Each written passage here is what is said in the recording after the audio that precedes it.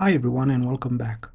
In the last video, the DFI NF3 ULTRA-D had a strange issue when completing the Far Cry benchmark.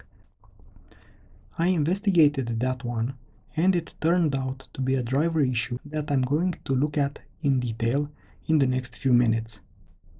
If you're here for the overclock, please skip to the 10-minute mark and continue from there. After trying several drivers, the Far Cry issue was still present, and I decided to reinstall Windows. I decided to install the 5.10 nForce driver that I usually use with the nForce 2 motherboards. I only choose the GART and the SM bus drivers. I also disabled the vertical sync from the beginning. This is the trick I usually do for quake-free engine games. Since last time, the RAM was also refusing to start with the TRCD at value 2, I found some new RAM. The good news is that now TRCD works with 2. The bad news is that it causes some issues in Windows. We are going to look at this issue in a later video, maybe with a new BIOS. If you have any suggestions, please leave them in the comments. And speaking about RAM, this is another model that we are later going to use in the overclocking process.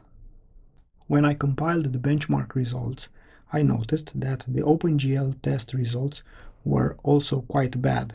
In order to be sure that the drivers don't have a big impact on the benchmarks, I'm going to redo some of the most important CPU and GPU tests. And we start with SuperPi. And we don't see much improvement here.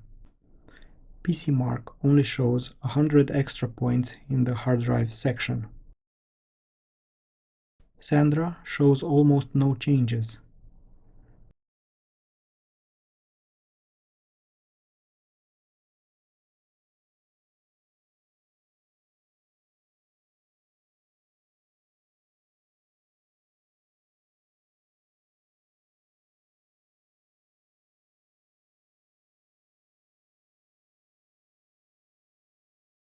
Nor does CPU Bench 2003.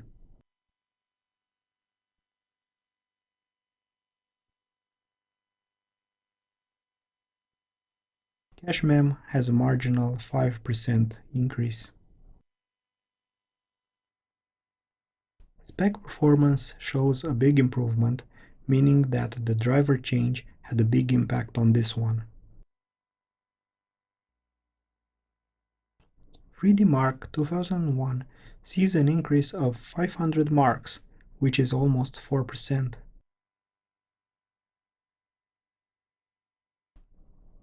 Aquamark only sees 200 extra points, not much really.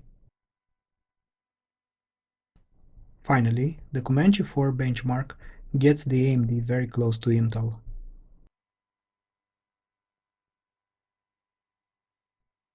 Moving over to quake-free, we can see an immense improvement in the scores.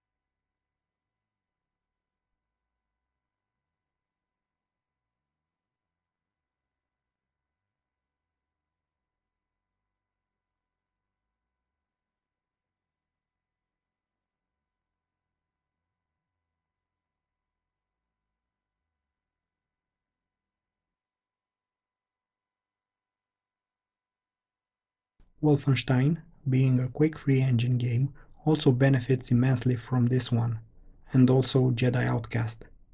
For some additional results, we are also going to use the GL extensions.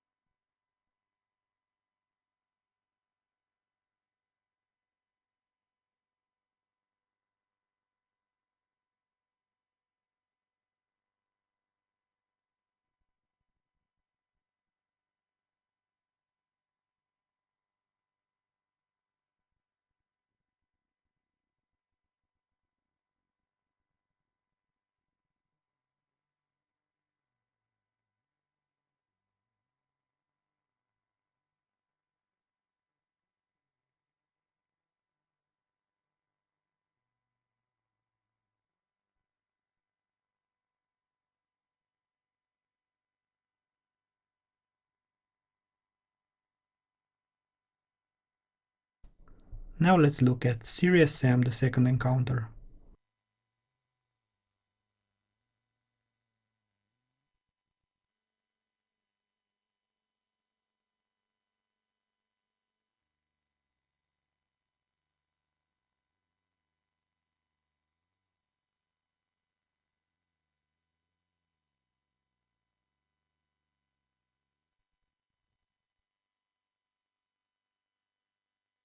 The Far Cry benchmark was the one that triggered the redoing of all the benchmarks. Let's see how it does this time, both in Direct 3D and OpenGL.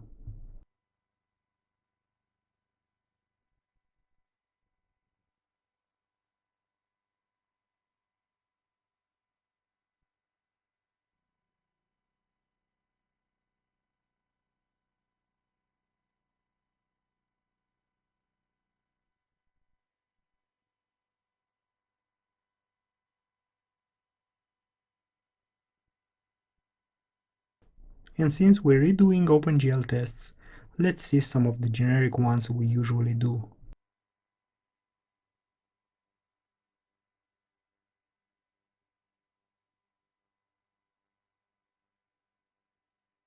Most of them show good improvement over the last run, making the Athlon 64 equal and sometimes even better than the Pentium 4. We will look now at the graphs comparing the old systems with the Athlon 64, since I decided to keep the overclocking strictly for the CPU tests. I decided on this because the graphics card needs some proper cleaning and restoring before attempting to overclock it. The last two columns in every group represent the Athlon 64 running without and with the 5.10 Enforce drivers. Both 3D Mark and Aqua Mark show similar results for the Athlon 64, 3200 Plus, and the Pentium 4. In this slide, except for the X2 thread, the Athlon 64 is right there with the Intel, even in Comanche 4. Up until here, the graphs have shown that the problem we had with the drivers had minimal impact on the direct 3D tests. Now we start with the OpenGL games, and it's instantly obvious the change the driver has brought. The strong arithmetic logical unit shines through most of the OpenGL tests, except for Quake. Only Serious Sam shows some additional performance gain after the installation of the driver for the DirectX, and equal performance to Intel in OpenGL. The rest of the OpenGL tests show equal score for the AMD and the Pentium 4. This is a very important lesson to be learned from the issue I've had. The drivers are essential, but sometimes you don't even know they are missing until you stumble upon a big slowdown. Additionally, the fact that the regular CPU and memory tests and even the direct 3D showed minimal gain after the installation of the drivers made the problem even more puzzling. And now we are moving to the long-awaited overclocking of the Athlon 64. Since the RAM issues we had last time, I looked for some RAM and decided to have some DIMMs capable to overclock to a rate of 1 to 1 with the CPU. Since this will go to some high frequencies, I will not touch the latencies, but I will try to have one for the command rate. This process reminded me of Intel's Pentium 4 with the high FSBs.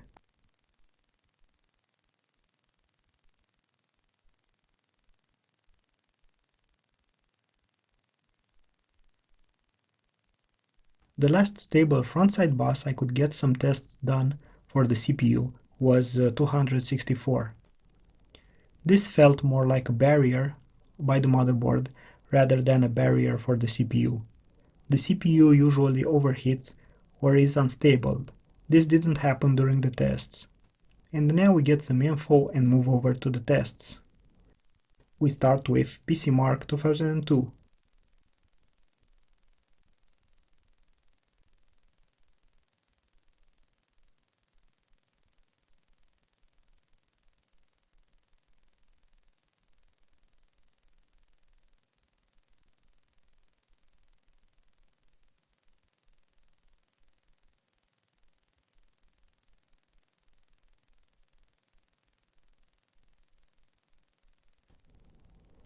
We continue with SuperPi.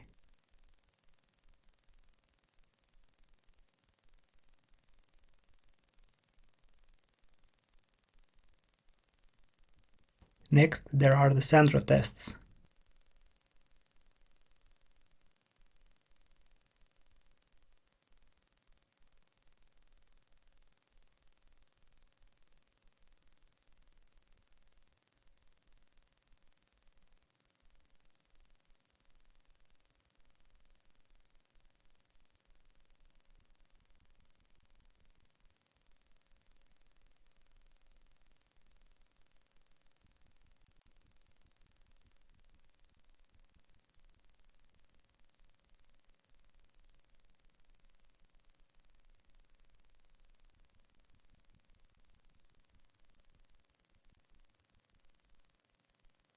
And now we look at Cinebench 2003 followed by CPU Bench 2003.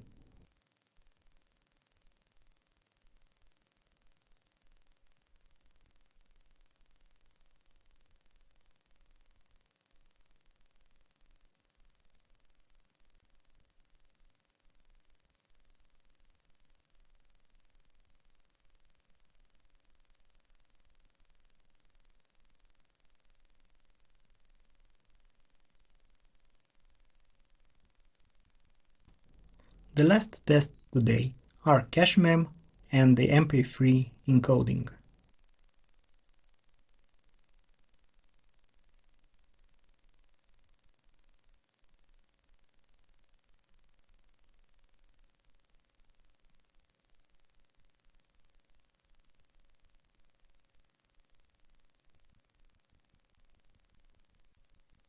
I decided not to run graphics benchmarks since this series is about CPUs, and I also should have overclocked the video card, and that one is long overdue for some cleaning and restoring. If not for the memory controller frequency that you have to pay attention to, I could have sworn that we are dealing with a Pentium 4 here. The default SuperPi time is equal to the fastest Intel, but the overclock reduces the time further by 25%. Cinebench 2003 is no better than the basic Athlon XP, but the overclock is decent. It is the same story while encoding, but the overclock still lags behind Intel.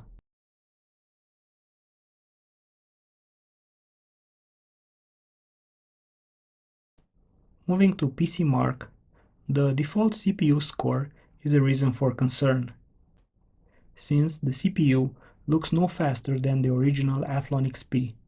Still, all the previous graphics have shown the Athlon 64 right there with Intel, and even surpassing it in some cases. Sandra confirms one suspicion: the drystone is exactly the same. But there are some improvements in the whetstone, bringing it closer to Intel. Multimedia shows the default Athlon 64 lagging behind the other CPUs. Still, the memory tests show that AMD has made a good decision when they moved the controller to the CPU.